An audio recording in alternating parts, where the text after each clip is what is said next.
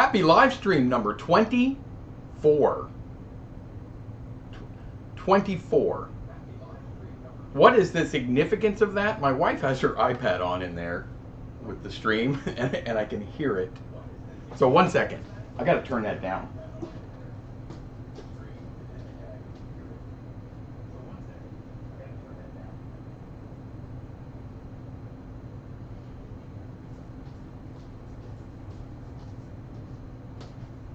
Ta-da! I'm back. I'm back. What's going on, everybody? This is going to be an interesting little stream. An interesting little stream.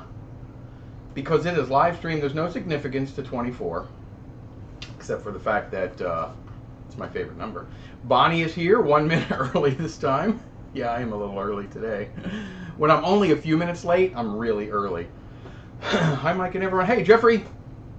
Bonnie says 7 minutes earlier than... You keep me on my toes, Bonnie, that's for sure. Mike, I'm at work for another hour. Radios. Okay. You know, what's more important? You and your job and supporting yourself and trying to make a future for yourself, or watching my live stream? I mean, one of them has to go. And it certainly shouldn't be my live stream. I mean, come on, radios. Oh boy, Nisi is here. Yes, we are ready to go again. Your coffee cooled down, Mike. Hi all. Hey, Russell. Mike's wife will put it in the microwave for you. Yeah, she's good at that. Mike says, foam pan regular 8 film arrived. Time to pop it in the H8 reflex. I gotta get some of that. I really want to get some of that, Mike. Smash that like button. The late button. You've hit it. Thank you, Mike. Radios. I can't comment until the near end of the hour. I'm at Target. Yeah, I know.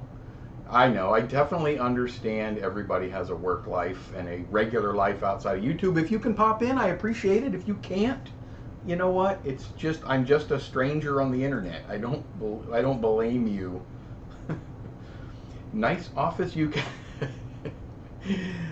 The best office is the UK version, Russell. There's no doubt about it.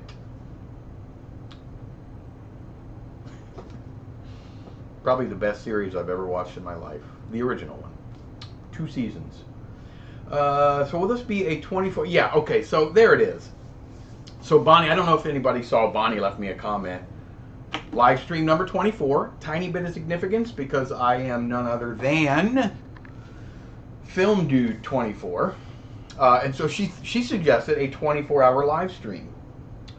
I'm sad to report that we will not be doing a 24-hour live stream. However, it inspired me to do something a tad bit different, and that is to do my 24 I can't live without film/analog items. 24. Is that backwards for you guys? Because it is for me, but it's right for you guys because of the way the lens is. We'll wait, old radio. Yeah, we'll wait for you. The video has a bluish tint today. Really? I have a light right there that's blast me. Does it really? I'm sorry. I don't know if I've done anything different. I can look and see if the white balance is off. Let me look. Properties. Configure video. Camera controls. Okay, I got my manual exposure. White balance is on auto. I'm sorry if it's that bad, guys. I don't know what else to do. I don't want to mess it up right now. Whoa, see, I just did. See, that's what happens when I go messing with things. Hang on, I don't know. You guys know what happens when I start clicking buttons.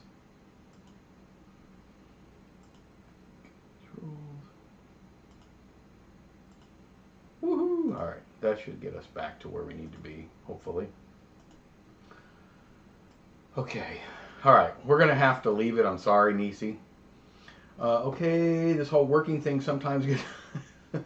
Go to work, radios. We'll be here. Mike, I'm so glad you think that Office UK is funny, but not Gervais funny. Office UK, to me, I liked Extras. I'm a huge Ricky Gervais fan, and I liked Extras almost equally as good. 24 minutes, yeah. The U.S. Whoa. I'm still on Russell. Mike, I'm so glad you think that Office U.S. is funny, but not Gervais. Yes, okay. So you had me there backwards. You are absolutely right. You're absolutely right. There's no comparison between. I like The Office U.S. Don't get me wrong, but the UK version, no comparison.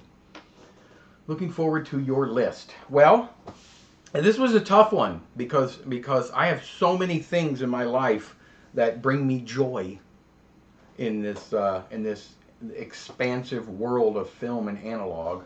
So I had to narrow it down, and they're kind of in numerical order as well. Bonnie, what languages can you speak apart from English? I can, of course, speak English, Svenska, which is Swedish, some Dutch, and then some Spanish. I can speak English very fluently. I mean, very fluently, Bonnie. And I can also speak Pig Latin and Lig Patin. So what do you say about at they?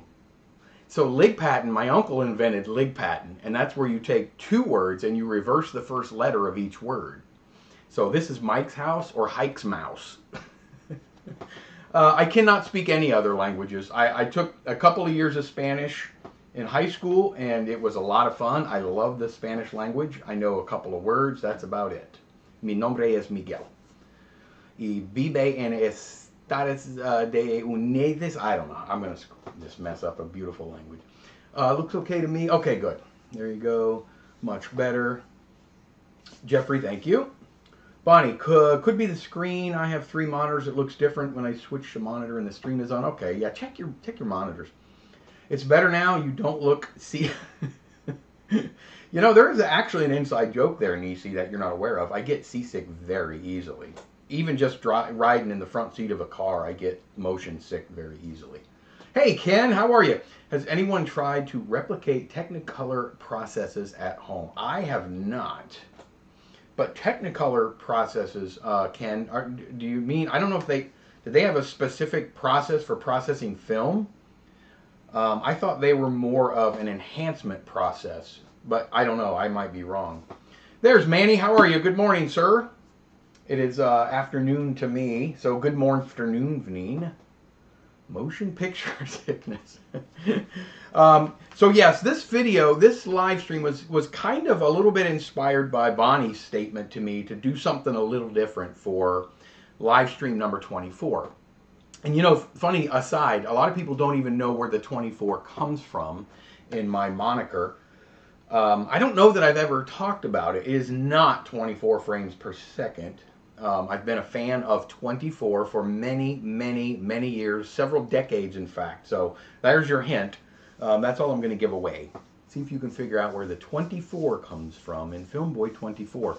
So I have amassed 24 separate items that are extremely important to me in this film world, filmmaking world that I live in.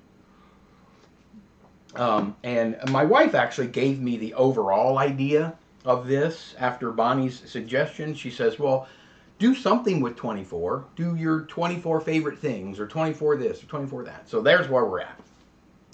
So with that, Jeffrey says, Mike, did you get my email today? Yes, I did. I responded, Jeffrey, just about 10 minutes ago.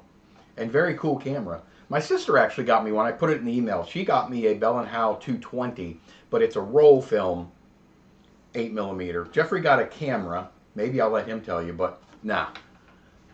His brother found an 8mm. Is it a 430 Bell & Howell 430 8mm magazine camera? So it's the nice handy little magazines at a thrift shop for $2. $2. Very good find. Where are we at? Mike, did you? Okay, yeah, I got that. Fun fact, we have a Swedish version of The Office, and the manager is the same person who has the Swedish voice for Despicable Me. who is voiced by Steve Carell in the... That's awesome. I had no idea there was a Swedish version. Moholist, LOL, number 1, a camera, number 2 film. So they are in order. I'm going to start with number 24, and we are going to work down to number 1. Kind of like Dave, what was his name? Come on. The top 10 list. Dave, the Tonight Show host. Well, it wasn't Tonight Show. Developing Tank. Abel is here. Hello, how are you? Thank you for joining. Letterman, Dave Letterman. Number 24. Items, sort of, that I just can't operate without. Dave Letterman. Thank you, Jeffrey. Thank you, Mike. Number 24 is...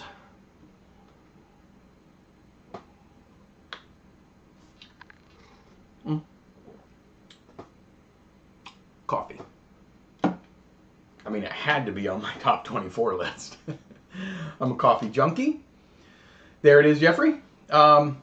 It keeps me motivated, much like you guys do. Now, there are a couple things. I initially said to my wife, I said, what if I just say, what number 1 should obviously be you guys, because that's really what keeps me motivated. And she goes, well, yeah, but this needs to be about the items and the things. So honorable mention, none of this, I wouldn't even do live streams if obviously if you guys weren't here. So I'm just a regular guy. I'm just a regular goofball on the internet that likes to chat film. So really number 1 is you guys. My wife is my inspiration. She is so insanely supportive of what I do. It's if you guys only knew how much support I get from her.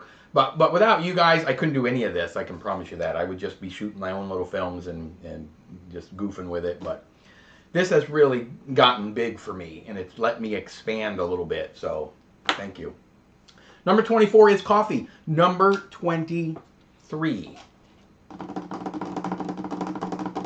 And these are in order. Look at Bonnie. Bonnie. Here's number 23 for me. You guys have heard me talk about it. I did an entire video review of this movie. I'm a horror fanatic, especially low budget horror, done on the cheap when people use the resources they have available to them. This is Killer, shot in 1989, or 88 and released in 89, by Tony Elwood. You've heard me talk about it. That's the Blu-ray, that's the original VHS that he did.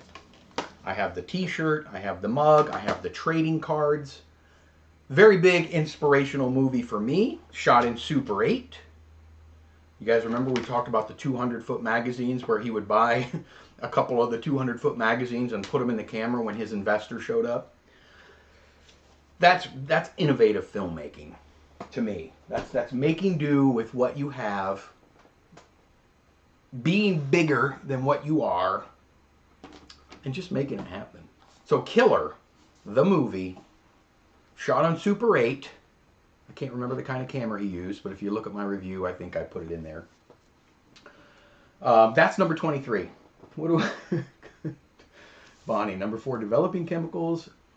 Number 5, a lens. Coffee equals shaky cam. Yeah, but I'll just say I do it on purpose, Jeffrey. Number 6, somewhere to store film. There's a lot of items that I could have added. There's a lot of cameras I wanted to put on here, but ultimately I wanted to whittle it down to just 24 items. And we're probably going to go over well over my hour today, and that's okay because we are involved in live stream 24. So without further ado, number 22. Where is it? Here it is. If you guys remember, I did a live stream, an entire live stream that revolved around reading material.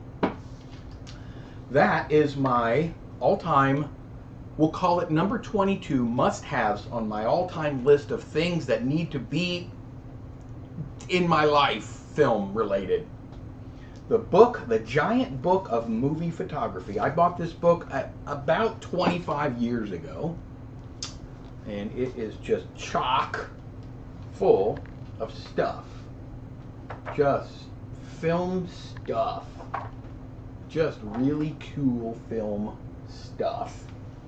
Awesome book. My buddy Travis went out and got him a copy after I did that video.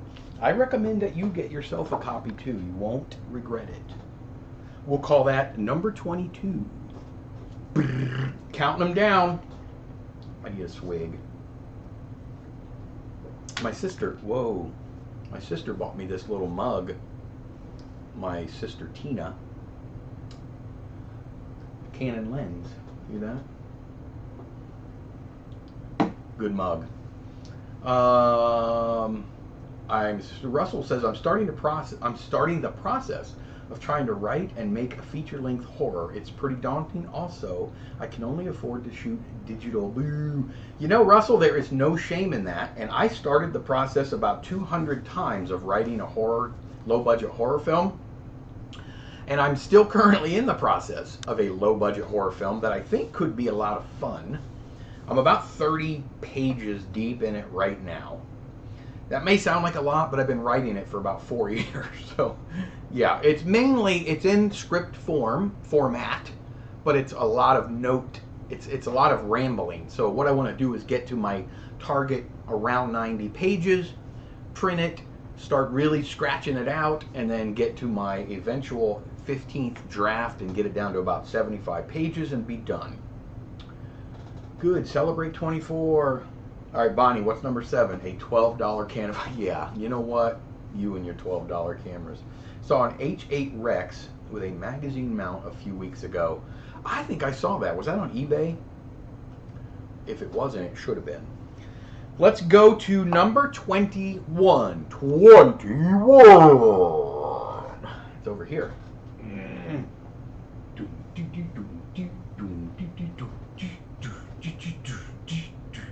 Hello, my name is Mike. This, kids, is my 12-foot carbon fiber boom pole with Rode NTG2 shotgun microphone. One of those things that I just couldn't live without. I could live without it. I mean, you could live without a lot of things, but I wouldn't want to because I really like this microphone and I love this boom pole. It goes out 12 feet. Look at this. Look at that. Is that 3D or what? So we're going to call that number 21. My carbon fiber 12-foot boom pole. More so the Rode NTG2 boom mic.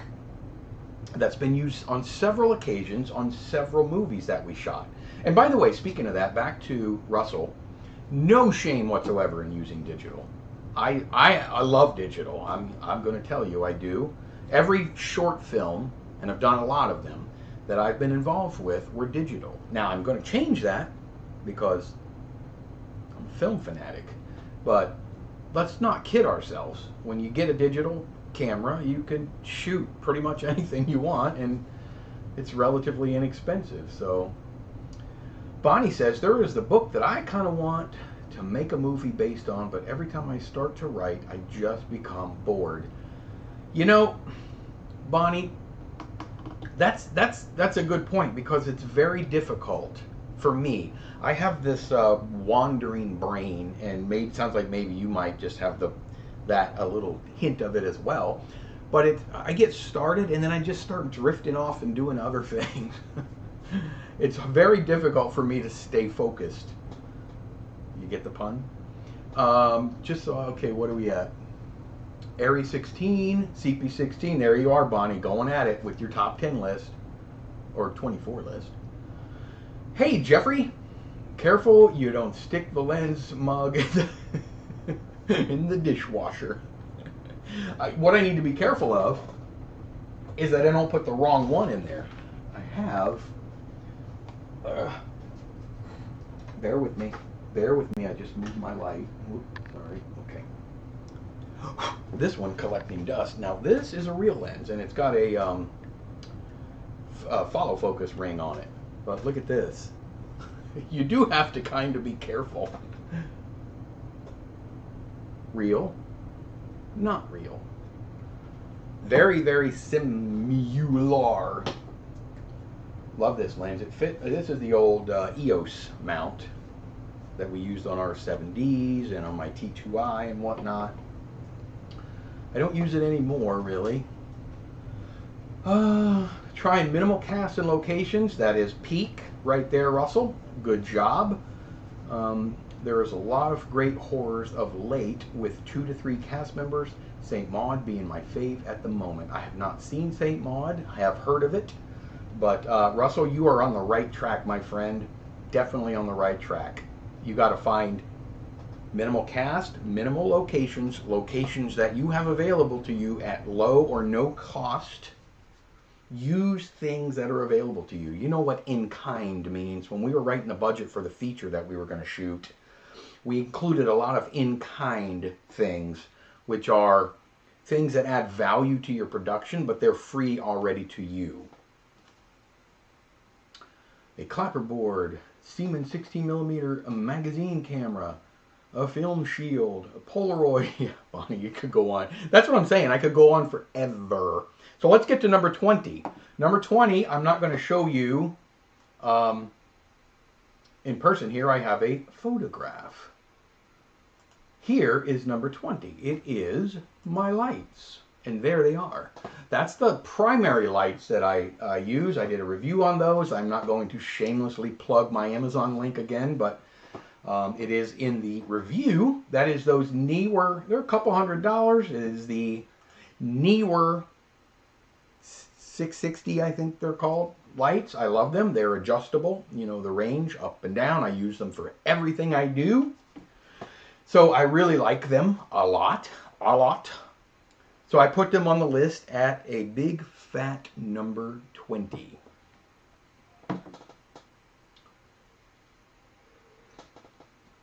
Story is everything. Go digital or film. Story is absolutely everything. I would argue that till the day I die. UMIG C16, Bolex. You know, surprisingly, Bonnie, I'll just give this away right now. I did not put my Bolex H16 reflex on my list. I just have too many things I love that I couldn't include them all. Okay, 19. We are at my items now. My items that I really have to have in my film / analog life. You like my little towel here?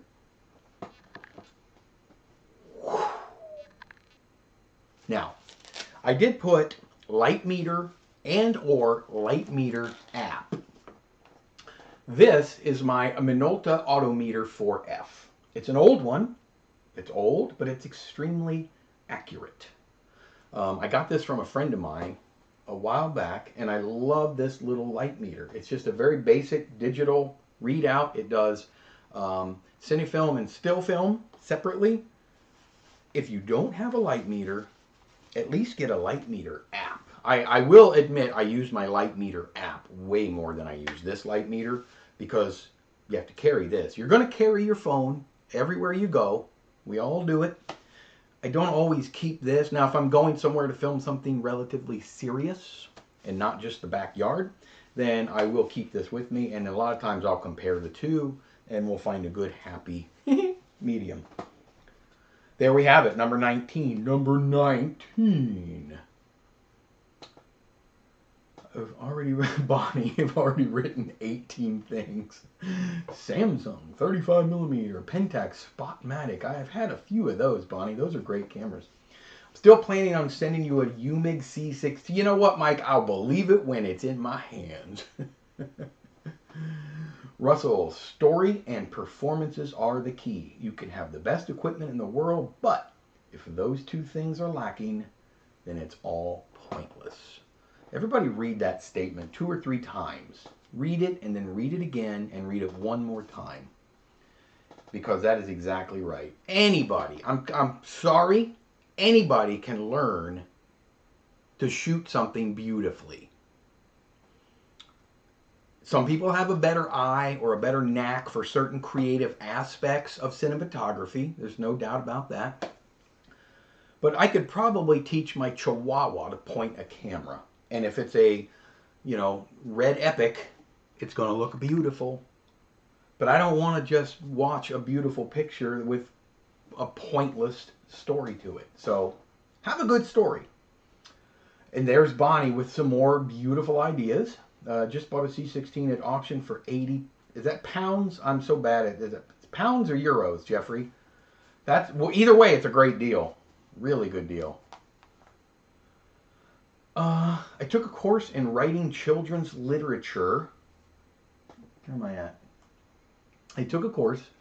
Children's literature was one of the hardest courses, but when I relaxed and just had fun, it was easier writing. I was just too serious. Yes. You know what I did once to get started? Well, I started my script, and then I got, I don't know, a dozen or so pages. I just went by myself one day, and I just went to we have a really cool coffee shop.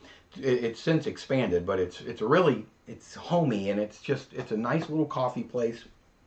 And I went in there one day with I'm usually not one of those people that likes to camp out in coffee places or in restaurants because I don't know, I think it's a little odd, but I mean, a lot of people do it, and so I did it, and I sat, and I probably wrote another 15 pages of my script in 2 hours, just being in an atmosphere that I felt comfortable. It's very difficult when you're just sitting at home, especially me.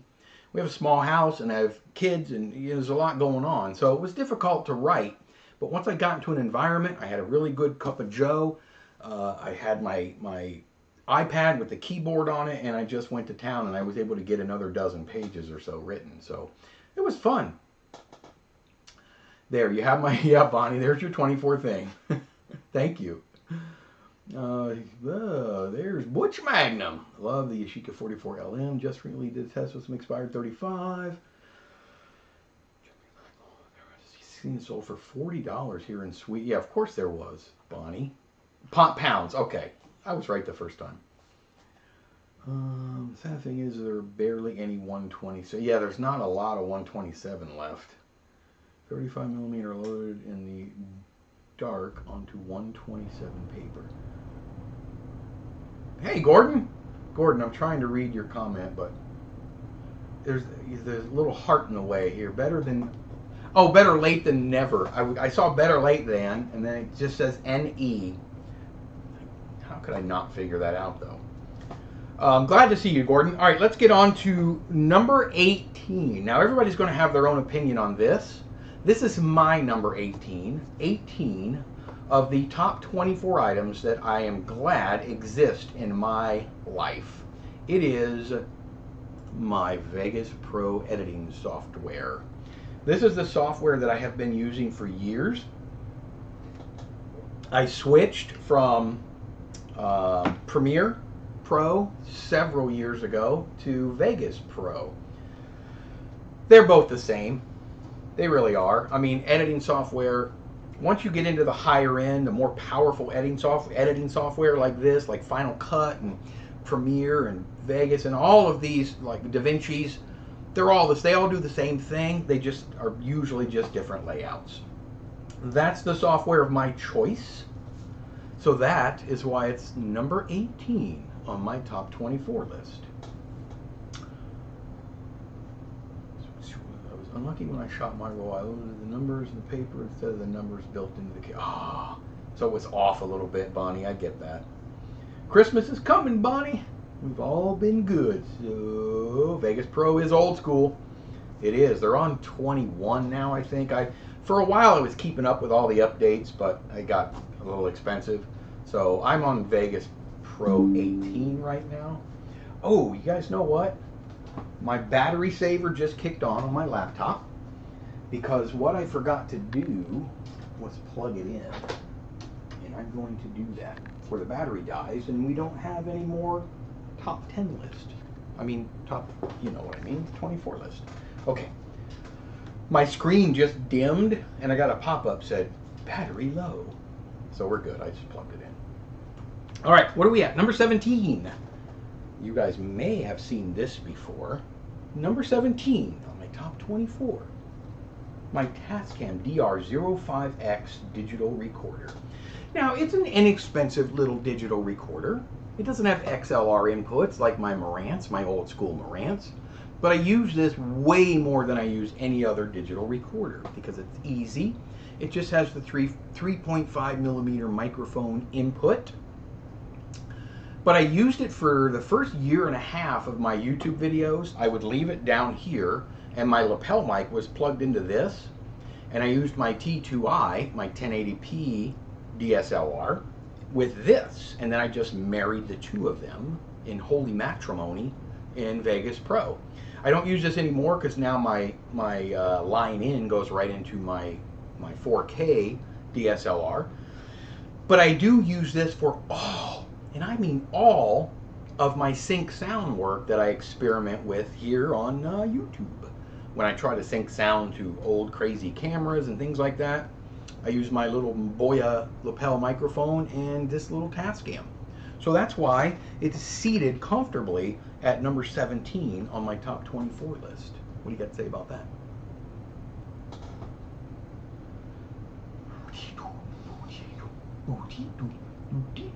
Engineering 101, plug it in. Yes, thank you, Mike. You know, engineering, speaking of engineering 101, do you guys remember, if you followed me for a while, it was a couple years ago, but my audio started crackling in a couple of videos. XLRs, yeah, from my microphone inputs. But my audio was crackling in my videos, and I'm like, couldn't figure out why. And it's just, I mean, it's just one of those things, brain fart. And I even asked people in the comments, what is going on? I tried fixing the camera. I didn't know what the problem was. Somebody actually recommended that I check the batteries in my lapel mic. So I did. And they were dead. It's the Tascam DR05X. So sometimes it's as simple as the Engineering 101, check the batteries. I published, I think, 2 videos where it's like you get like that, and you get the point. You should make a what? You should make a PO box so we can send you free cameras and film. I have a PO box, Bonnie. Send away. It's right there. Click about when you're on my channel. Yeah, I do, Mike. And my PO box is right there.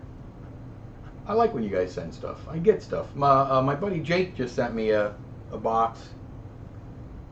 In fact, this is a towel that he used in there to keep everything. But he sent me a bunch of film reels, empty, and then some like Charlie Chaplin movies and stuff on 16mm. It was really cool. Computer 101 RET the server. Here, you know what? Reboot the server. Will the C16 fit in the PO box? It will not, but that doesn't matter because they'll just put a little slip in my PO box and I'll go to the counter and they have it back there. You can send my cameras. I accept envelopes of cash only, says Jeffrey. You know, Jeffrey, you and I are on a very similar wavelength. What is the max size? There is no max size, Bonnie. My P.O. box is the middle size, just because I do get a lot of film from people to process, customer film. But there's no maximum size. If it's too big, if it fits in their biggest box size, they'll put a key in my P.O. box, and the key will have a box number. And then you go over and then you just open the bigger box and get the bigger package out. If it's too big for even that, then it'll be just a little slip of paper and you go to the counter. That's all. In fact, I don't even know why I got the medium-sized box, because it's more expensive than the small box, P.O. box, but they do the same thing. I don't know. I just figured it'd be easier. Okay, we are on number 16, and then we have our top 15. So number 16 on my list of the top 24 things, it's down here, that I just have to have in my analog film life. My clapper board.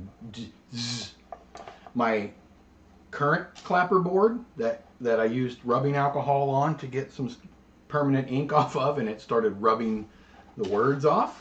And my original clapper board that is a chalkboard that I've had for about 35 years now. that I used for Super 8 when I was shooting in the late 80s, early 90s.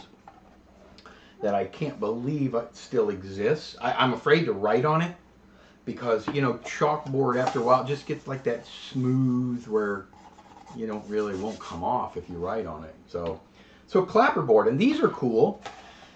They're great for, you probably don't realize this, but I use my clapperboard for every video that I put out. And I know I don't have to do the clapper, but I always label what I'm doing. So when I edit my videos, I can go back later and kind of understand when I shot it and all that kind of goofy stuff. But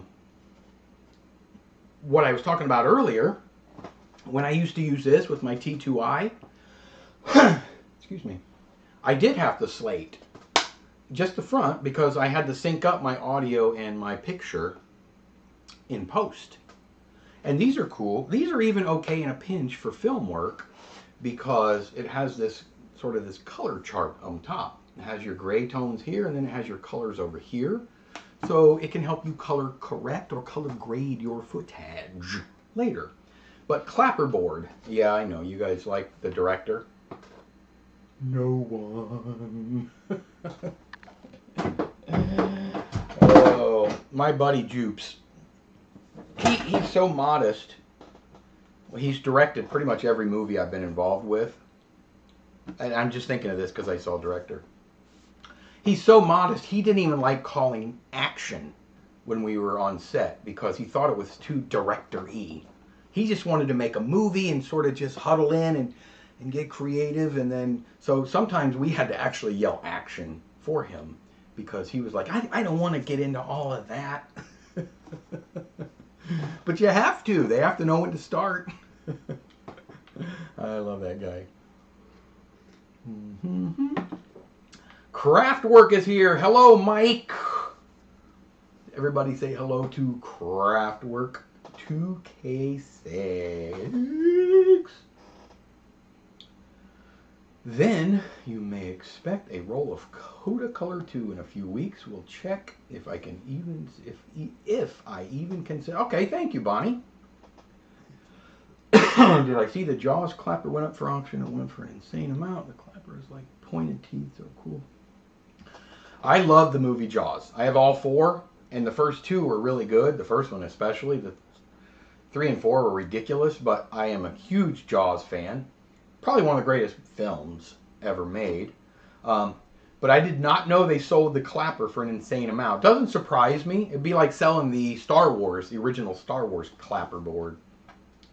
Nice slate. Yeah. Here in Germany, mailboxes are usually bigger than a letter, so you can fit books and magazines in too. Well, my mailbox at home is pretty good size, but my P.O. box, I mean, you could fit a magazine, I guess. I don't know. What is it? Like this? It's kind of thin, but I got the medium one.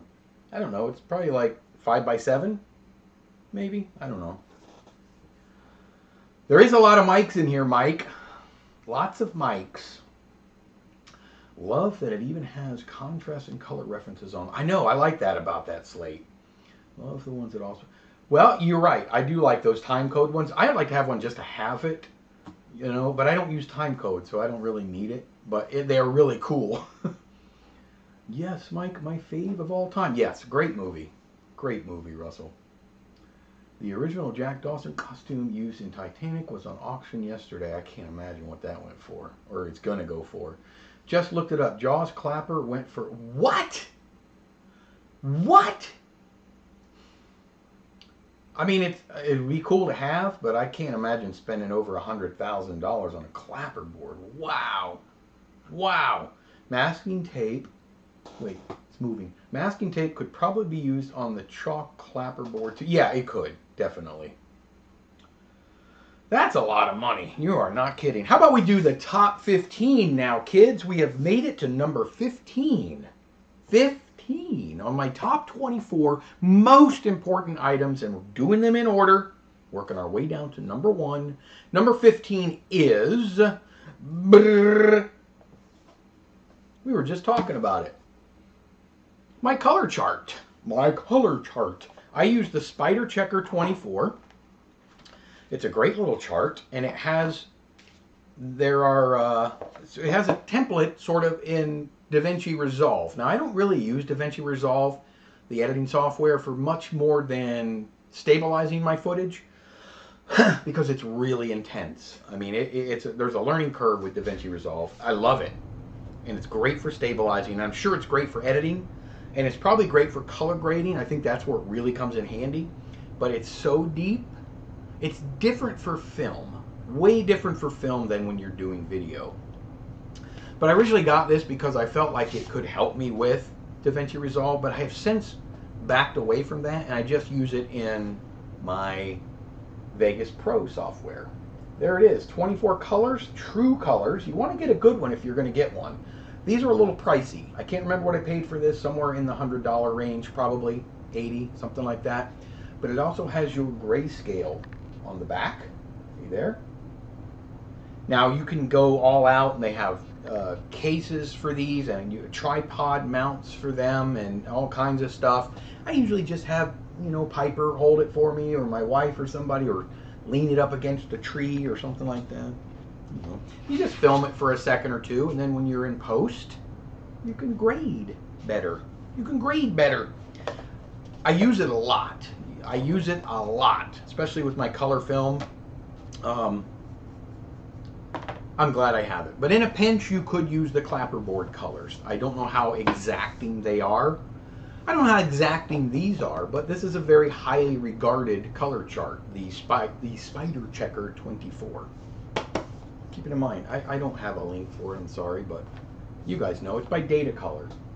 If I think about it, I'll find the link for you and put it in the description. Affiliate alert, affiliate alert. I don't make any money on this, guys. You know that. All right, what are we at? Did I miss anything? Yeah.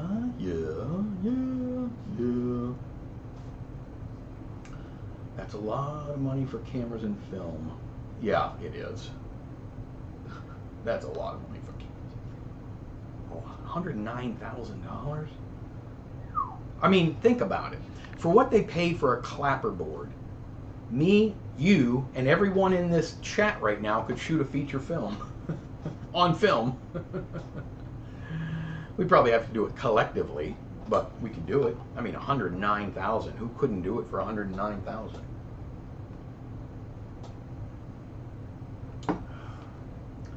Shark still looks fake. Marty McFly. Marty McFly. Imagine that price, but double it and add another half of that, and you will get the price for the... Wow! It's amazing what some people will pay for stuff. I mean, incredible. Incredible. Incredible. My wife is a big fan of old movies.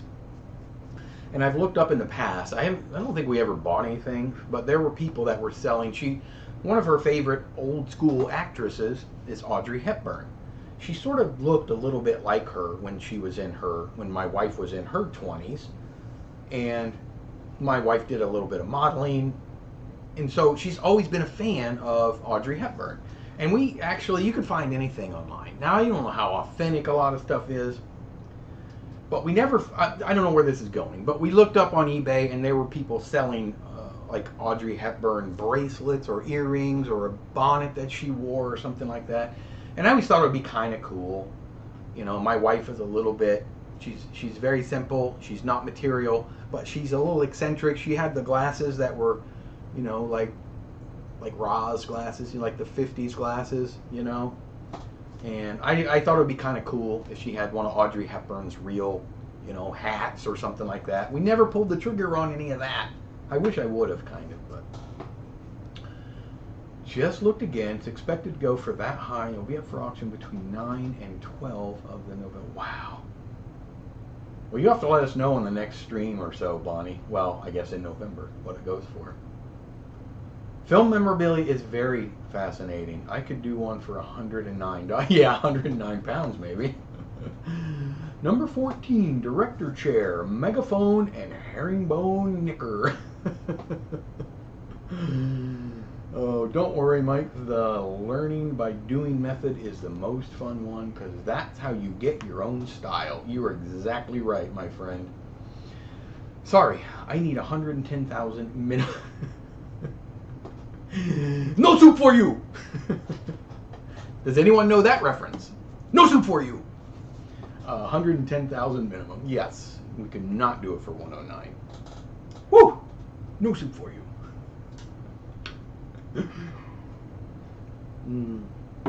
How much do they give you for a spleen or?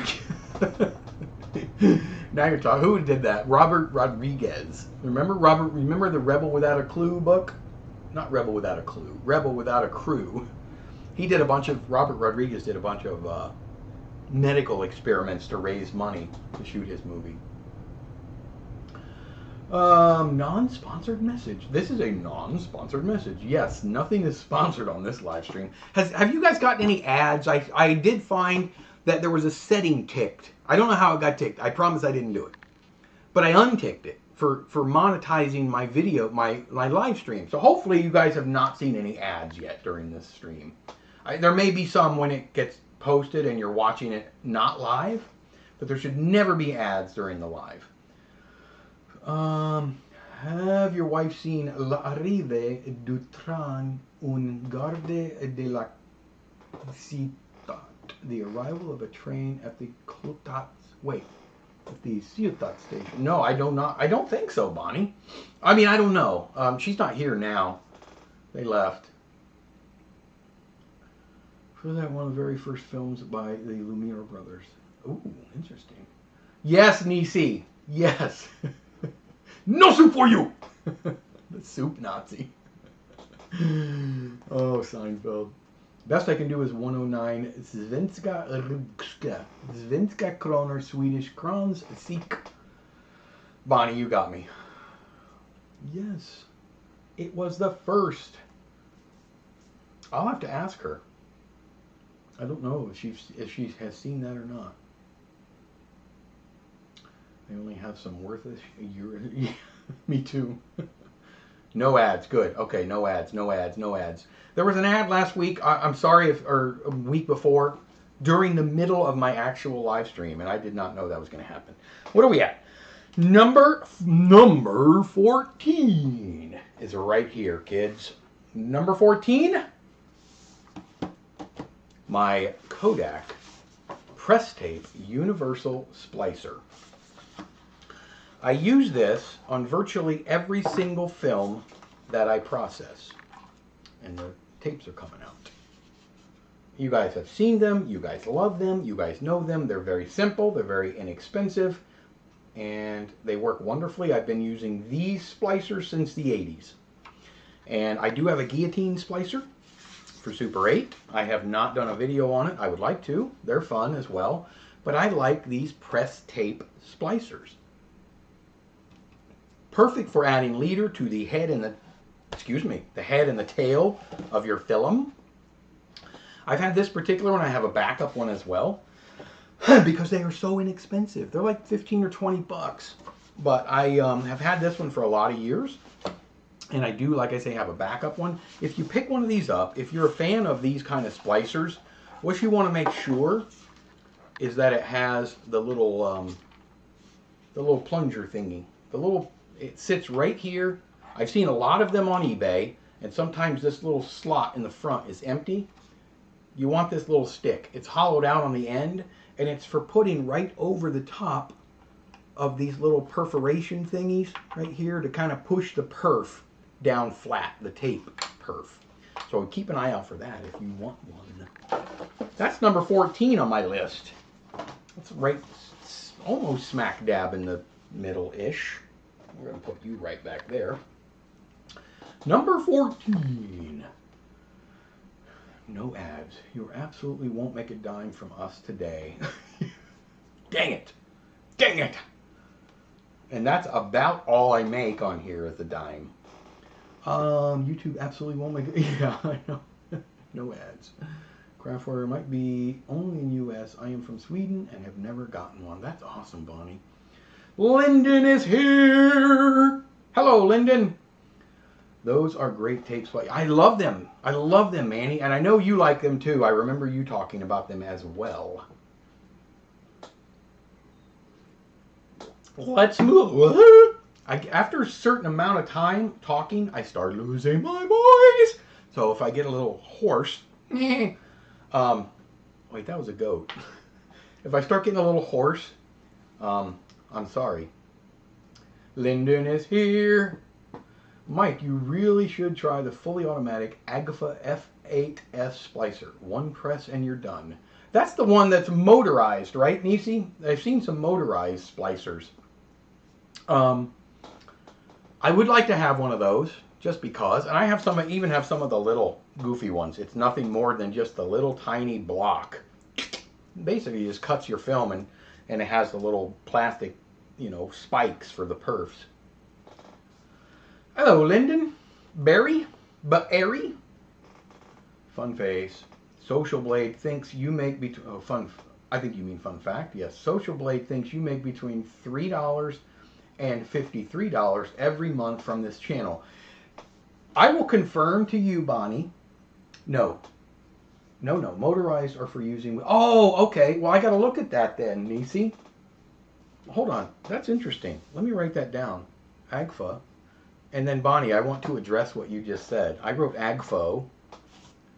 Agfa. I'm very transparent on what I make. Well, I don't talk about it because there's nothing to talk about. On what I make with ads. F8S.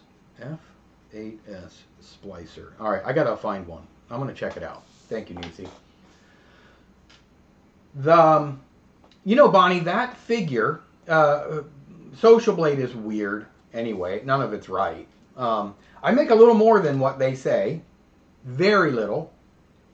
It is not between $3 and $53 every month. It is a little higher than that. But very little higher than that.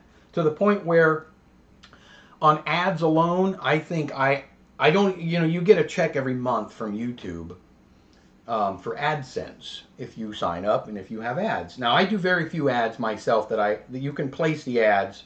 And I don't try to only put one, sometimes maybe two if the video is longer. Honestly, you get paid every month, but I don't. You have to get to a $100 threshold to be able to get the check or the payment every month. And I've never hit it. So it's a little higher than that, but somewhere around the $60 a month mark for me. So don't let anybody kid you. You don't make a whole lot of money on ads unless you've got millions of subscribers. Or I shouldn't say that. Millions of viewers. I'm totally content with the amount of viewers and subscribers that I currently have. Because I like this channel the way it is. Another fun fact. Social Blade also expects you to hit 100,000 subscribers in 4 years and 10 months. You know what? In 4 years and 10 months, if I'm still doing this and I hit 10,000 subscribers, I will be elated. Bonnie, good clue. That could be it. Another fun fact. 54, 55, yeah. Quick splice, good, but I prefer the one you use, Mike. I do love that press tape splicer. I think probably because I just have always used it. It's never failed me. It's very reliable. I've not had splices break, and I still have some of my films that I shot from the 90s that have those splices in them. Manny says the Bolex cement splicers are nice as well. I use that one mostly now. Manny, where do you get the cement? Is that Whitner or that you get it? I can't find the cement anywhere. I don't have a cement splicer though. I just earned some money to buy a card. Oh, are you done, Radios? Are you back with us again? Are you off? Russell, I keep forgetting to ask in the chat for advice from all of you. Our Bronizzo Super 8 camera at the university I work are dying by the year. Let me know some good, robust ones for us to get. I have two Bronizzo cameras, Russell, and neither one of them work anymore. And I have one of the big ones that has the 200-foot magazine capability, and the 4056, I believe it is. And I have the 1048, I think, as well. And neither one of them work. I've kind of given up on Nizzo. I've had them a lot, but I can tell you once they break, they're very difficult to get working again. But if anybody knows a good, reliable source for fixing those cameras, let Russell know. You got 2 Betamax machines coming. Oh, you told me about those. Or maybe you didn't. Did you just get them? You were talking about Betamax last week. It's nice enough if your earnings are at least enough to pay for processing chemicals. Yes, Mike, and they are. That's about all they pay for. But yes, I'm just content to have this channel. It's so much fun for me. I will tell you that I make a lot more money, and not a lot, but I make a lot more money helping people and processing people's movie film and scanning. I do a lot of scanning outside of YouTube. Scanning 8mm and mainly 8 and Super 8 film for people. That's what this to work. I got some from a reseller on eBay. I'll have to look then, Manny. Canons. I'm a Canon fanboy. I am too, radios. I love my Canon cameras. The Nikon 8X Super Zoom, great camera. YouTube is old enough to be able to vote here in Sweden. So it will definitely still exist in 4 months. I just checked, picked up a Kodak Universal Splicer that a customer gave me, and it has the awesome. Thanks for the tip. It's been using my Baja Splicer for 45 years. Baya, I have one of those, the little one, right? You're talking about the little splicer. I got a 76 beta machine this week, and I'm getting a 77 and 85 machine this week. You must have some kind of storage space. By internet standards, YouTube is already a senior ×3 and way beyond the shelf life. Not many sites get this old unless really benefits people like internet. Yes. Well, I mean, billions, trillions, I don't know. How many videos are on YouTube now? 814 auto zooms are very good cameras, Russell. Very good. I have one. I have 2 of them actually. And they both run. And I love my auto zoom electronic. It probably takes some of the best images I've ever seen out of Super 8. But I also have the non-electronic one. It's equally as good. And they're in the middle too. They're not really as expensive as the smaller 514 XLs. Google, the owner of YouTube. Yes, it is. Number 13. Did I do 13? No. Number 13. I'm going to do number 13 and number 12 together. And I don't have it in here with me. I have done a video on this. It was some time ago. So number 13 and number 12 collectively are my own design that I built and I call Tank Pod. I built that out of links of aluminum and a TIG welder and a bunch of parts. It will hold somewhere around 300 pounds, that tripod, and it extends up to about 5 feet. And then my 4-foot jib that I built. I've sold thousands of those jibs when I owned the company, and I only have a few of them left that I use personally. So that is number 13 and number 12. My Tank Pod and my, what I call GSC 48, which was glide shot crane, 48 inches long. That is number 13 and number 12. I love those 2 items, and I would never part with them. Still love to get my hands on a Canon Scoopix for 16mm. Those are nearly impossible to get. I don't like the Scoopix. I shouldn't say I don't like. I've talked about them before. They probably do phenomenal work. I just don't like the look of the Scoopix. Never have. And I've never owned one. Not saying I wouldn't. I just don't like the look of them. It's so cheesy. The 1218, yeah, your 1218 did a great job, radios. Must be a big server for YouTube. So many videos uploaded on recent news programs. Yes, it's got to be humongous. Fun fact: Eva Braun had a Siemens 16mm. Oh, really? And a Rolleiflex 622. I have a Rolleiflex Super 8 camera somewhere, but it doesn't work. Nice crane. Thank you. Thank you, Mike. I built all the way up to, I think I built just a prototype 16-foot crane. It came in 3 pieces. I never did anything with it, and then I settled on a 12-foot two-piece and then an 8-foot two-piece, and then only ended up selling my small ones that you guys saw in one of my streams, the little expandable, and the 4-foot, 6-foot, and 8-foot cranes.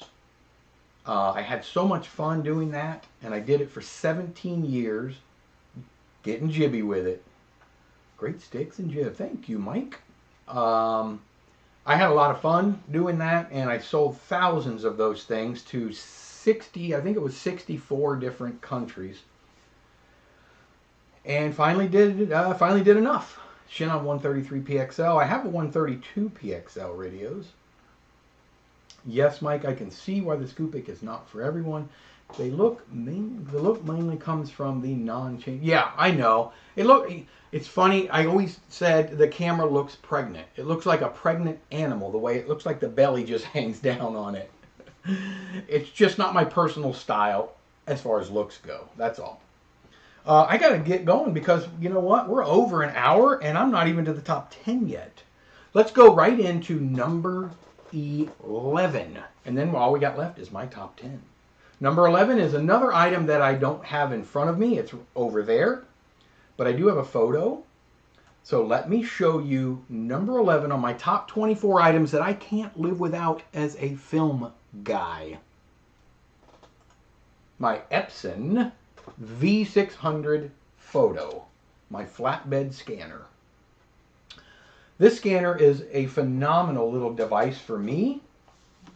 Personally, I know they have the, I think, V700 as well, which has a much bigger scan opening for negative films or for transparencies. I'm very content with the high resolution I can get out of this scanner. And I use it all the time. I scan all of my medium format stuff, all of my 35mm. I scan disc film. I scan 127 film, 126 film, which is the same as 35mm, 110 film. I scan all of my film, APS film, with that one scanner. And from Negative Solutions, who I have no affiliation with, I get a lot of their little slip-in. They're 25 bucks or so. They're worth it. They're just 3D printed, but they did all the research, so I'm not going to try to copy it. They sell all these little, you know, you just plop whatever kind of film you have into their little holders, and you can scan it right there with the V600. That is my number 11, and now we're on to the top 10. No, I will not be a singer. I'm so far behind. Got a Leica slide projector last week for $5. That's a good deal, Bonnie. I'll check them out. Yes, do that, Russell. Check out those cams. Awesome steel, yeah. The lenses, well, I mean, it's Canon lenses, Manny. You and I know those things are insane. I mean, hello. I love Canon. I love everything about Canon, except the Scoopik. Bell & Howell T20XL. The T20XL is a fixed focus camera. I have the T30XL, which is not a fixed focus camera, but you guys remember how annoying that camera is? Remember the beep? Beep! Till you turn it off or something like that? Would you buy one if one came up on eBay? Your camera stands. Wait. Bonnie says, would you buy one if one came up on eBay? Would I buy one of my own stands? No. I have a couple of those big tripods. I think that's what you mean. And I have seen my own stuff on eBay quite a bit. But no, I wouldn't buy one. I have my own supply. I actually have two complete ones that I cut out before I closed my shop of those, what I call tank pods, that I never welded together. But all the aluminum has been cut. I sold my welder and everything. And I had a really nice big, not Lincoln, Miller. Square wave 250, water cooled. Big TIG welder. Scoopik has the TV look. TV movie look. Pregnant belly. Yeah, it does. It just has that look. I know, Bonnie, I'm getting there. That scanner. Heck yes, photo quality. Scanner is essential. Yeah, Epson scanners. I love my Epson scanners. I still have, or maybe I donated, had a really old Epson scanner that it had that capability as well. Perfection, I think it was a 1670. Yeah, I may still have it, but it's an older one. Did an awesome job though. I scanned disc film with a little disc film holder. I don't have it under here. I used to. I bought it from a company called Negative Solutions on Amazon. They're on eBay also, and they also have a website. But they make these little what do you call it? Templates, or you know, holders, and you pop the circle right into it. But you can only scan one or two of those little things at a time, and you got to keep twisting the disc.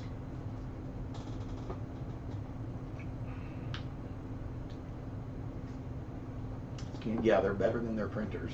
Yeah, I do have one of their printers, but I don't like it. I also have the Canon. I have a Canon printer, the Pro 100. You guys should check out the Pro 100. I got it really cheap, but it is amazing. It's got 8 cartridges in it.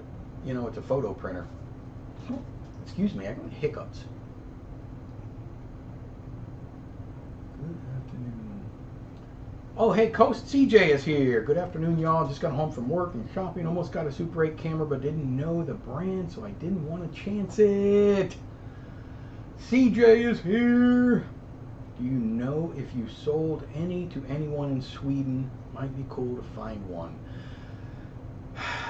I probably did, Bonnie. But I do not know for sure. I shut it down in 2015 officially. So I don't know. I have records around, but it would take a while to sort that out. CP16 is really hard to get here in Germany. The model really must have been almost exclusively used in North America. Oh, I didn't know that, Mike. That stinks. 14 likes and 28 watching. Come on, people. Hit the like button if you want to hear the top 10. First, we're lucky to find one this from last week. It's only counting. Couldn't afford it. Ah. Who are the 3 people? Yeah. All right. We need more Office UK, right? We do, I know. Wow.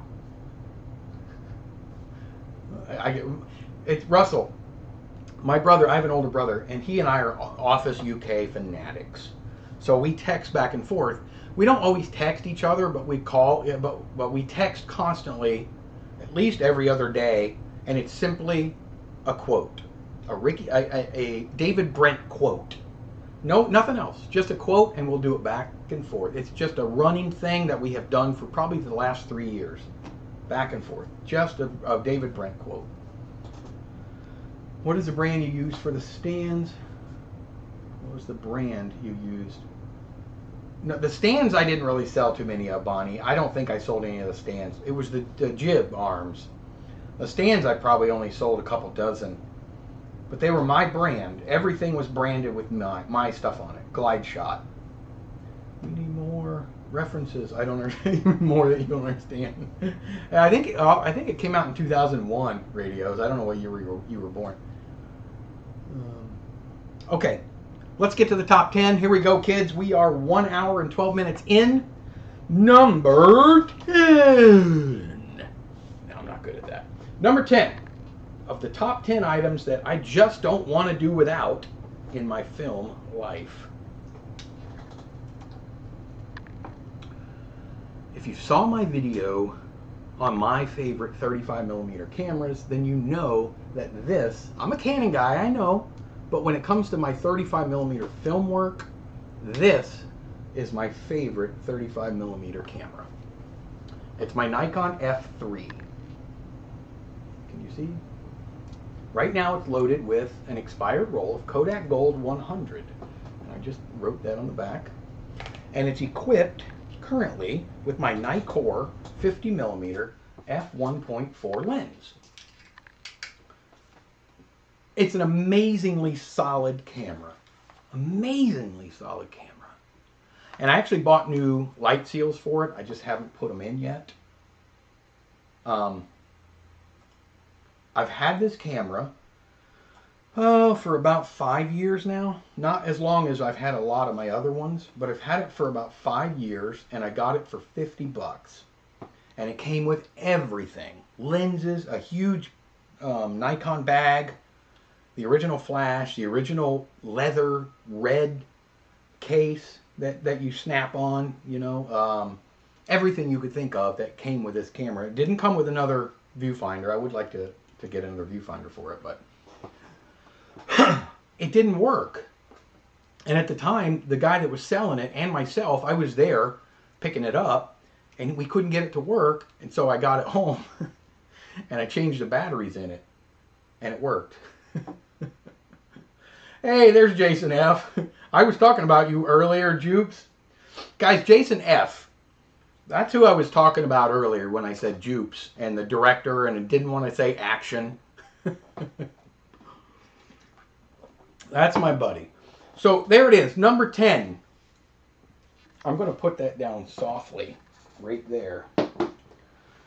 Jupes, you only missed number 24 through number 11. I know I missed a bunch of comments. Mike, I have the same friends on group chat, so conversation. Oh yeah, no conversation. It's just what we do.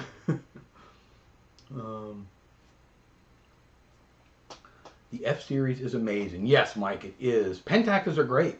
Minolta is my probably third favorite 35mm brand. I love my Minolta X700. Jeffrey says, I am a Pentaxian, both film and digital. Nothing wrong with Pentax. Fine, I love the F3, but like the F2 a little more. I've not had an F2. I have an FE2 that I really like a lot. But I've never tried an F2.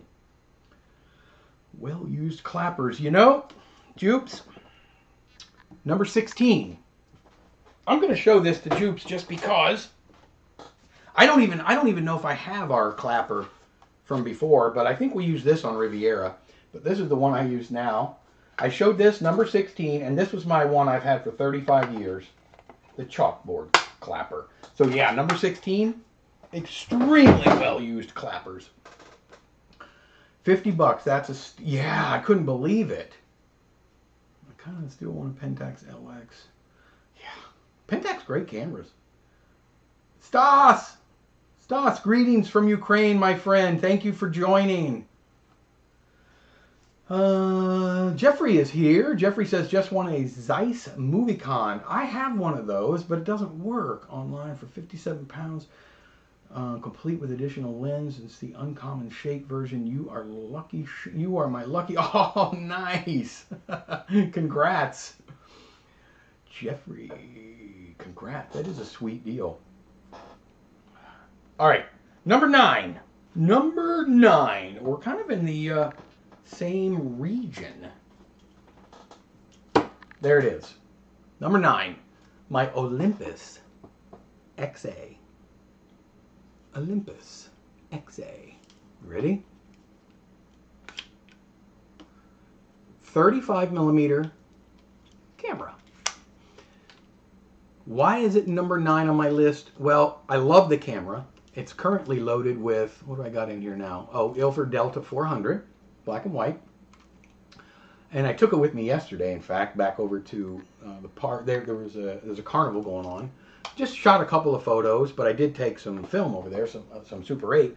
It's the handiest camera I've ever had in my life, except for maybe, there was this fellow that lent me a Rolly 35, and then I donated it back to him because, well, with his. He has popped up in the chat. His name starts with a J. It's also compact, but I really like this camera. It loads just like a full-size 35mm. Obviously, I can't open the back. Pop it in, flip it across, wind it, and it has even the little flip up here. Crank the film back over. It is so incredibly compact, and there's a lot of manual capabilities to it. You manually focus right there on the bottom. You manually set your ISO. right there in the front. And right here, you manually set your f-stops. Wonderful little camera. My uncle got it for me in a box full of old junky cameras that he found at a thrift store, and I think he paid about $6 for the whole box. And he said, "Do you want the box?" And I said, "Sure, I'll take the box." A lot of the stuff was junk. This was not. So this seats comfortably at number 9 on my list of top 10 items that I really don't want to live without. Might have found one person who tested one of your products back in 2007 here on YouTube. Somebody actually said something to me, Bonnie, maybe a person or two, and said, "Oh my God, your Glide Shot?" Maybe it was on my Glide Shot. I did a video once where I actually showed a couple of them.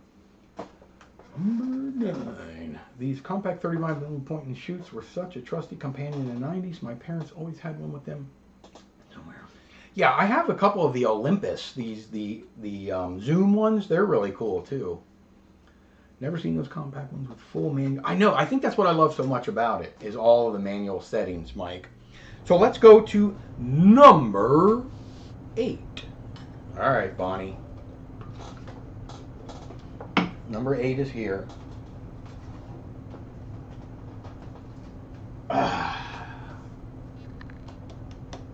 My CP16. 16mm heavy movie camera. Equipped with my custom made, from my wife, light cover for the magazine. The trusty 10 or 12 to 120 ingenue zoom lens. This is the A. I don't know, there's something about having the A that might be a tad bit more reliable than having the reflex one. The reflex, you could interchange the lenses, but there's a little bit less componentry with the non-reflex. And it's kind of reflex because you are seeing what the lens is seeing with the dog leg right here. I've done a couple of videos on this camera right here. Whoa, can you see it? I don't want to, it's heavy, it's like 20 pounds. Maybe 17. I don't know. It is a crystal sync motor. So it's, or I should say crystal controlled motor, 24 frames per second, so that you can sync sound. And I love, and it's very, very quiet. It's a very quiet camera. That is number 8. Okay, Manny says, quick question, how do you dispose of your development chemicals? Do you take it to the dump?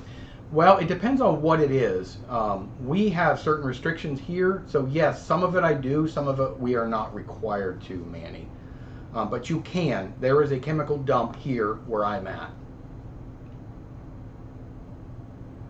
Just call one of the waste management people, Manny, and ask them. Just tell them what the chemical is you're using. It's different in every geographic location. You might even be able to call the local fire department and ask them. Oi, no professional. No, really, which one are you? Oh, Jennifer Taylor Clark. Whoa, nice. The Blair Witch Project camera. Yes, it is, Mike. It is also, you guys might not know this, but you do, Coven. You guys remember a little short film called Coven? Witch's Coven? I know it's pronounced Coven, but he pronounces it Coven. That camera. Those are great, man. Yeah, those are so nice. You have the angry on there. What's the ang? Oh, the ingenue. I got you, Manny. Angry. I read too fast. Don't be envious.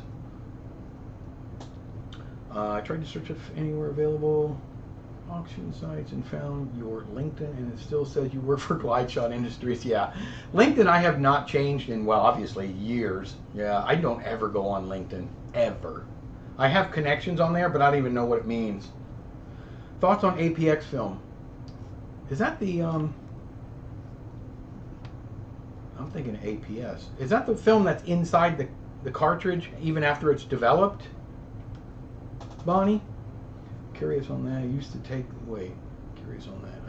it to the photo store. Wes Craven? Coven? No, it is not Wes Craven. Coven. It's a short film. Oh yeah, it's a goofy film, Bonnie. It's silly. It took us APC. No, it's APS, I think, or I don't know. I have some. It took a special camera, but everything was contained inside the cartridge. It was developed in a machine that pulled the film out, developed it, and then put the film back in. So your negatives were always inside the same cartridge. So Manny, you know what I'm talking about. Yeah, it was hilarious. I love that documentary. He's still around, you know, Mark. Coven was shot on that. Yes, okay. So anyway, I'm getting off track. Woo! Well, you gotta ask yourself, you know, Timbo. All right, here we go. Number 7. You guys ready for number 7? Let me get my, you guys remember my press tape splicer. I'm going to put that right there. And here we go for number 7. Oh, it's getting funky under here. I don't want to give it all away yet. Number 7 is...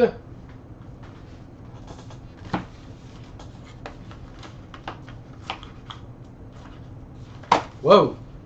Can you guess? Plus X. Fall down. Plus X. Yes, it's rated extremely high on my top 10 list because I love Plus X. Yeah, it's all expired. They don't make Plus X anymore. I don't care. I still love it. I shoot it anytime I can snag it. These are 200-foot rolls of probably my favorite Plus X ever, 7231. Sadly, it's pretty expired. This is from the mid-80s, these rolls here. Still comes out halfway decent. Some of it you can still get. I can't remember when they discontinued it. It wasn't as long ago as you might think. Maybe 2010, something in that range. I don't remember. I wish Kodak would consider bringing Plus X back. I really do. I love the grain structure of Plus X. Christian. Hey, how are you, buddy? How's your 16mm narrative film project coming along? You get the I know. I talk about it. We talked about it a little bit earlier. It's coming along as far as you know. I wish. Yes. There it is, Manny. American Movie. That Kodak multi-format film. No, that's APS. Yeah, APS is what it was called. Someone once told me that basically all the photos had the same format and were just cropped in the laboratory. Yeah, I don't know about that. One of the few good things is always be safe inside the cartridge. Yeah, it's not going to get dusty in there. Plus X, Plus X, Plus X, Plus X. APS, yes, remember in the UK, you kept the cartridge so it could be used with the machine to view your pictures around mid to late 90s. Yeah, and if you wanted prints made, you just had to give them the cartridge again. And they had the machine. It was just a little tabletop machine that would extract the negatives out of the cartridge. They would make you prints, and then it would go back in. Ooh, my light. I also love, yeah, something about Plus X. Still got 2 rolls of 16mm Plus X expired 02. That's awesome. Awesome, Christian. What would you say is the most likely format to be brought back? I would say none of it is going to be brought back, Bonnie. That's the honest truth. I don't know that there's going to be... There might be a film stock that comes back, but I don't know about a format. I don't know if they're going to bring any formats back. I kind of think it would be neat to bring back 126. Because it's 35mm and it's an easy cartridge form. Oh, so you do not have to deal with the naked film stripes. It's all stored in the little containers. Nice. Yes, you do not have to. All right, so what are we on? Brrr. We got number 6, and then we have our top 5. I'm going to put this right here so you can't peek. Number 6. You guys see me talk about this all the time. What is it? What is it? Radios, you got to know what this is. I'll slowly open and wait for a response. Here we go. Boom, Bonnie! Bonnie is the winner. Bonnie is the winner. Hey, Andrew.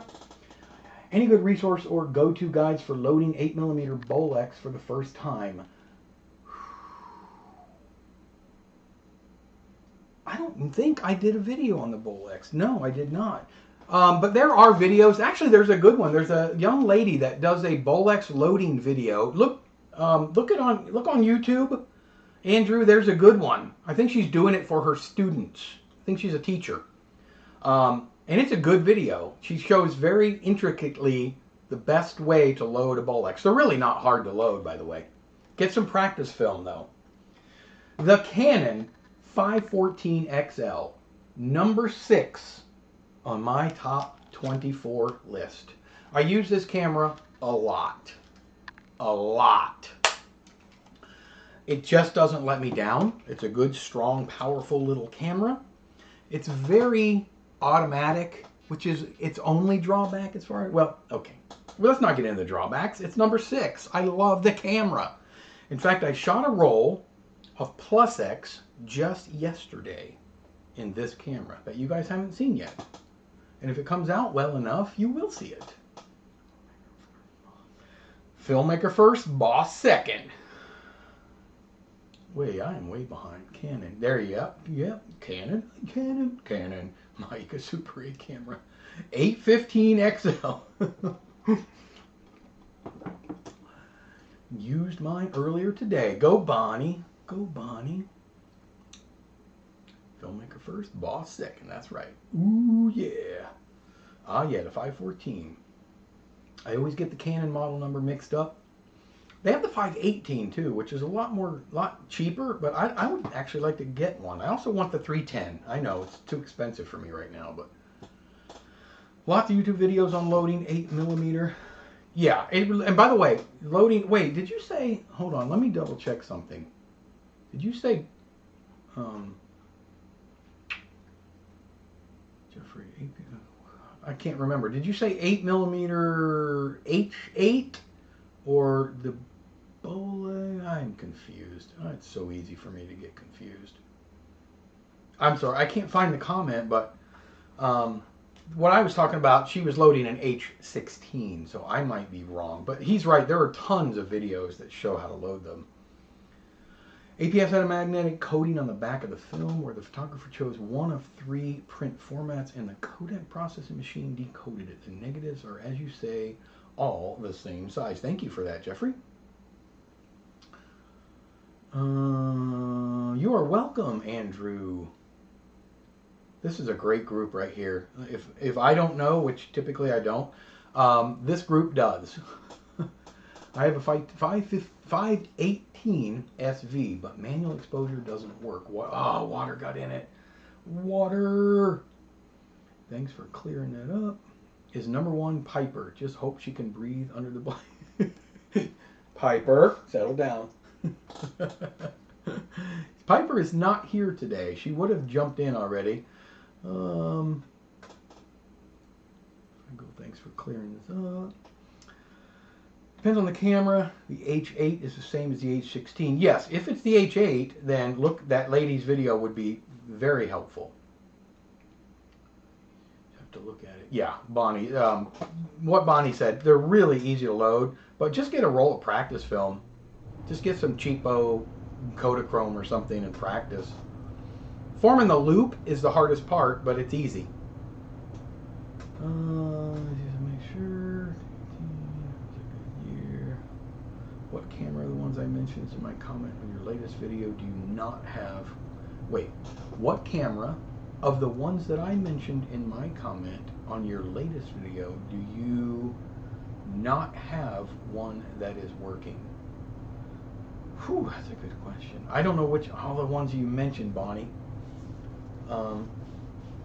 I'm sorry. I can't remember all the ones you mentioned. I'm so bad at that.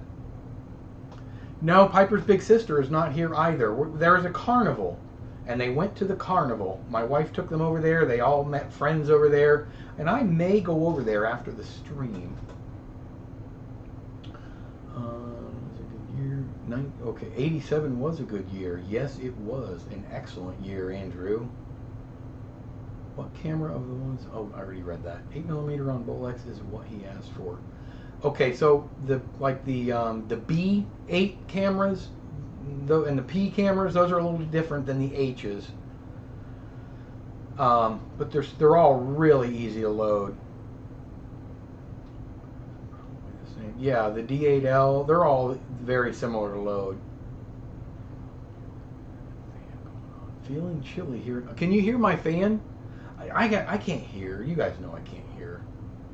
Yes, that one, Christian. It's going on all weekend. Number 5. Here we go, kids. Top 5. My top 5 all time in order. I can't live without, and be mindful that a lot of things I could not include because I only had 24 spots. So we are down to the top 5. And if I can get this camera back in the case, I'm going to start right now with number 5. You guys ready? Here we go. Bugaba! You guys know what that is. Number 5. If you guess, I'll promise not to sing anymore. No, the K3 didn't make it, Stas, I'm sorry to say. My Lomo tanks. Now, when I say Lomo tanks, I kind of mean my Lomo-ish tanks. And this will give you some idea of the size differences. This is not made by Lomo, but it is also a tank for developing movie film. Nisi, you're close. UPB-1A. This is the Lomo UPB-1A. It takes up to 50-foot individual links. You can do 2 Super 8s, 2 16mm, or 2 35mm at a time. This is the 100-foot tank. That my particular model, they did make where you could stack 2, but mine only takes 1 100-foot load at a time. Now, I keep these little foam things in here. This is just foam pieces. I keep that because this bottom reel, this plastic that the bottom reel is made out of, tends to want to sort of bowl on me. So as I store it, I just keep these foam pieces in there to keep it from doing that. But that is my 100-foot Lomo tank, Lomo-ish tank. Let me show you guys the difference, because people have asked before. I'm going to try to show you the difference in the reel sizes. It's not double the size, because obviously as you go outward, the lengths get longer. It is considerably bigger, but not double.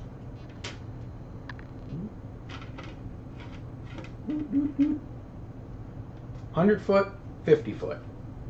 Won't fit, will fit. But as you can see, that's double layer there. And I often will do 2 at a time. That's it. That's number 5, because I use these tanks religiously all the time. I don't know what I would do without these tanks. I'd be lost. I'd be a lost puppy without a home. So let me put these down and catch up and move on to number 4. Let me try to put this right here. Where am I at? Lomo! Does anyone use an Elmo C300 with double Super 8? I have not, Jeffrey. Top 3 on that list. Carnival you film? Oh, yeah, okay. Loved footage. Thank you, Christian. K3, UPB1. I'm saving up for a double Super 8 film stock. It's hard to get. I know, Mike, the big ones are insanely expensive. I actually have a second one. I have two of each of those, by the way. My other UPB-1A has issues. They start to crack after a while. My other 100-foot tank, I ended up sanding the center column because it was a little too thick, and I sanded it too much.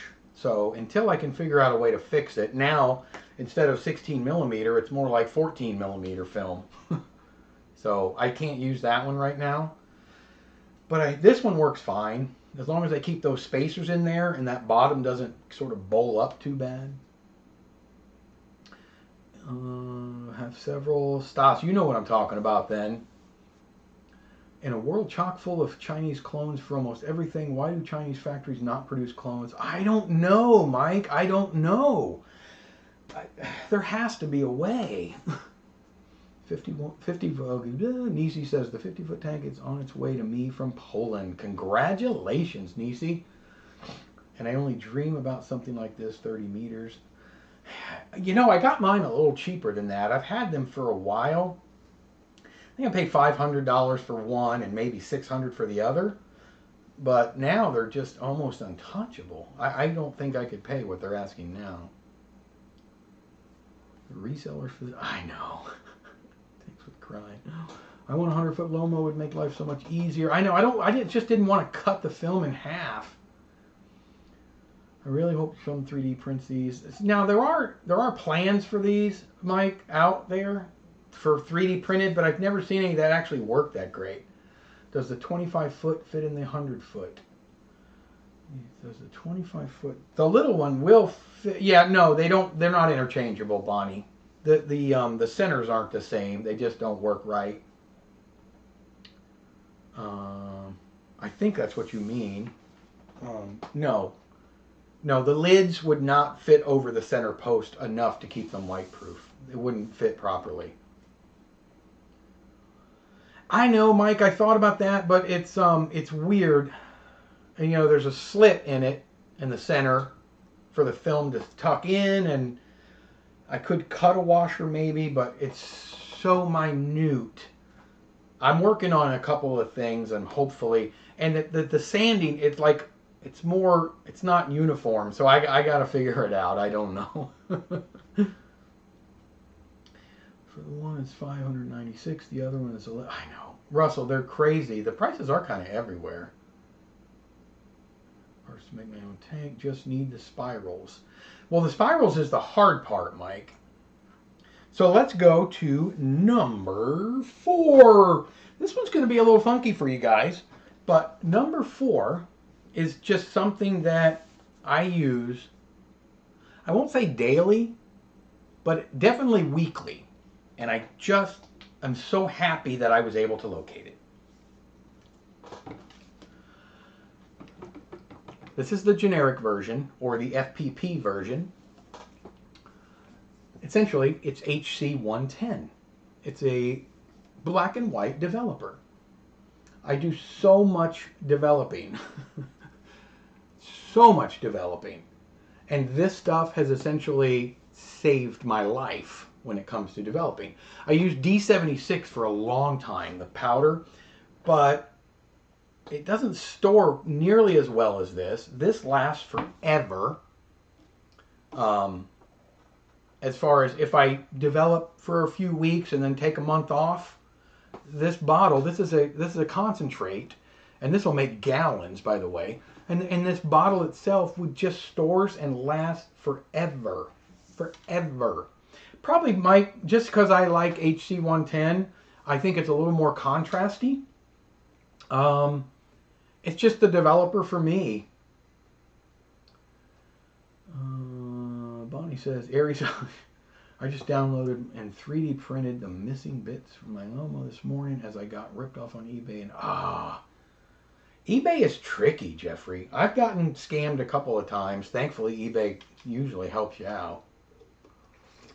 100 minute. Oh no, we're coming up on the 2-hour mark. Dang it. Forever. Filmboy24, did you ever use caffeinol development method? Yes, I have, Mike. Quite a bit. To use coffee to develop black and white. I have. Forever. Wow, this major sucks. I have used caffeinol, and I like caffeinol, and I want to do it again. I just got away from it ever since HC110 entered my life. I'm starting to lose my voice a little bit. Hey. Just my opinion. Did I go out for a minute? Am I now? I wonder if I'm... Yeah, it says I got reconnected. My thing just says I was reconnected. Am I gone? It says I'm reconnected, but...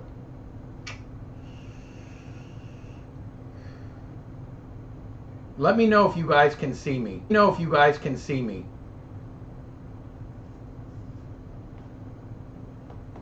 I got a little pop-up. Stream is back on. Yay. Okay, good. Is everybody here? Nope. Not Tri-X. I don't like Tri-X. I mean, I like Tri-X, but I don't. Okay, good. Yeah, my thing just said I'm back on, but it's showing that signal isn't great. Am I number 2? Where is it at? Okay. I gotta show you. I might miss the show. Oh, Nasser is here. Hey, buddy. Hanging again. Ads? No. The stream ended and he's gone. No. It doesn't say I'm gone. Hello? Back? Sorry, guys. I have no idea what's going on. Well, let me show you. It is my... Hey, Russell. Thank you. I'm hurrying. It's my RetroScan scanner. My movie film scanner. There it is. That's number 2. Number 2. Just so I could show you. That's my 16mm gate. You have to change these out when you scan different formats of film. I do have the 4K one on order, but we won't talk about that because it's been on order for a long time. That is what scanned your film. Yes, radios. Froze again. Well, expired, but it does work. Guys, am I back? No? Oh yeah, it's red. Come on now. Let me know if I come back. Because we got one more to go. Clap.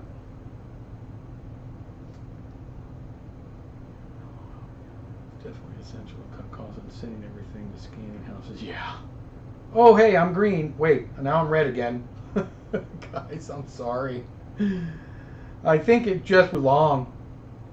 I'm streaming from a potato. It's freezing. You know what I'm going to do? I'm going to show you number 1 anyway. If you can see it, great. If you can't, I'm sorry. All right, there you go. Fresh, you'll be able to see it. If not, I apologize. Number 1 is my Arri 16S. I just love this camera. Yes, Nisi. No, I'm streaming at 29.97, I think, Christian. There it is, Bonnie. Number 1. Number 1. Hey, am I back? It's green again. Arnold and Richter. That's it. The number 1 was worth the wait. Woo! I am sad that I sold my first Aeroflex 20 years ago that I got, but I'm so happy I got it again. Not the same one, but I did get another. I am going to have to cut this shorter.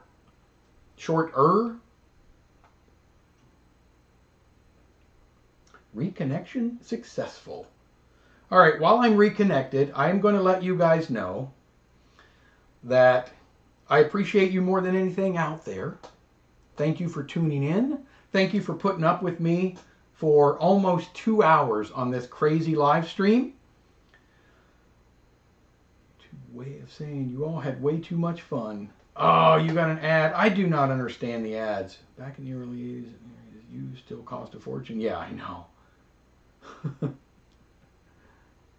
Guys, I'm gonna go. I appreciate everybody. I really do. But it's cutting in and out again, so I'm gonna have to say goodbye. Look for a newfound film. That's coming very soon. I think Wednesday it'll be out. And then I'm really looking forward to next week's live stream. We'll get back at it. And thank you to everybody that tuned in. I will see you next Sunday. Please be there. Love you all.